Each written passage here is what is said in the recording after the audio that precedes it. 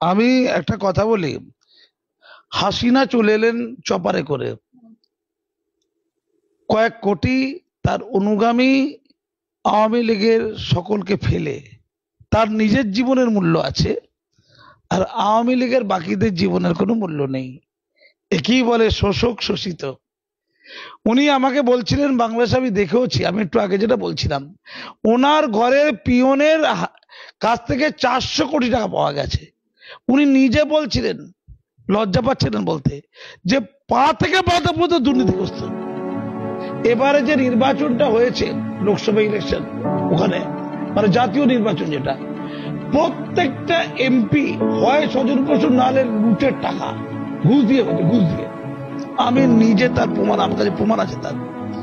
স্বৈরাচার বলতে যদি উত্তর দেন স্বৈরাচার কি, আমি আপনাকে একটা ছোট্ট উদাহরণ দিলে অবাক হয়ে যাবেন। আমি যখন পদ্মা সেতুটা উদ্বোধন হলো বছর 2 আগে, আমি সস্ত্রীক বাংলাদেশে বেড়াতে গিয়েছিলাম।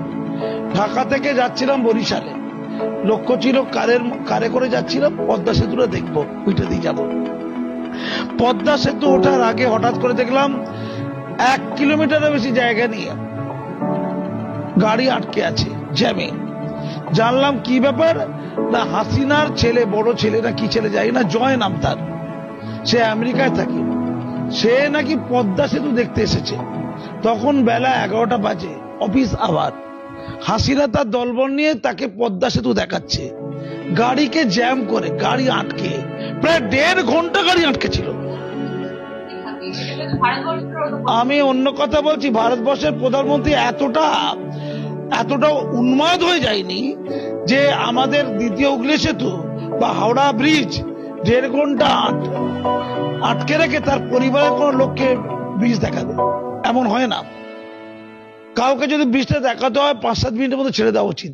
অ্যাম্বুলেন্স দাঁড়িয়ে আছে, লোক কাঁদছে। আমি ওখানকার পাবলিককে বললাম, আপনারা প্রতিবাদ করছেন না কেন? বলছে আমাদের গুলি করে মারবে, মেরে লাল করে দেবে। হ্যাঁ, গুলি।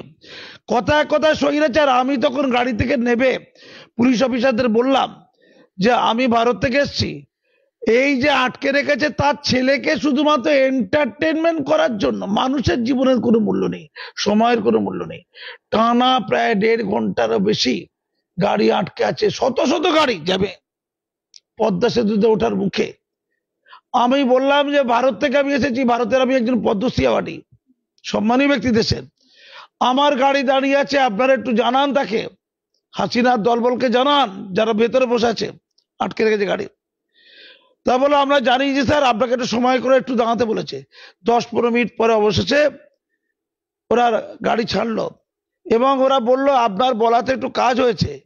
আমাকে প্রচুর লোক ধন্যবাদ দিল, দাদা আপনি যদি না থাকতেন আমাদের আরো বেশিক্ষণ দাঁড়িয়ে থাকতে হতো। দুনিয়া দেখেছেন, তার ছেলেকে পদ্মা সেতু দেখানোর জন্য 1.5 ঘন্টা গাড়িগুলোকে দাঁড় করিয়ে রেখে শত শত গাড়ি কি ফুর্তি হচ্ছে?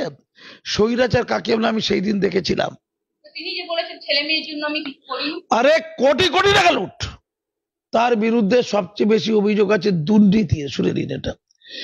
আজকে যে ঘটনা ঘটলো, কত কম জ্ঞান দেখুন। এই যে পরিবারতন্ত্রের কথা বলা হয়, এটা পরিবারতন্ত্রের কুফল।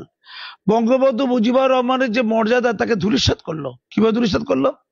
যে ঘটনা ঘটেছিল, ওই আরুক মুন্সি সাহেব বলছিলেন এটা তুচ্ছ ঘটনা ছিল ফোড়া করে দিল ক্যান্সার। ছাত্ররা যখন সংরক্ষণ ইস্যুতে কিছু দাবি করেছে, তাদের বলতে পারত যে তোমাদের দাবিটা হাইকোর্টে বাতিল হয়েছে, সুপ্রিম কোর্টে আমি দ্রুত দাবিটা তুলব, বিবেচনা করার জন্য আমি বলবো, তোমরা এত উত্তেজিত হও না।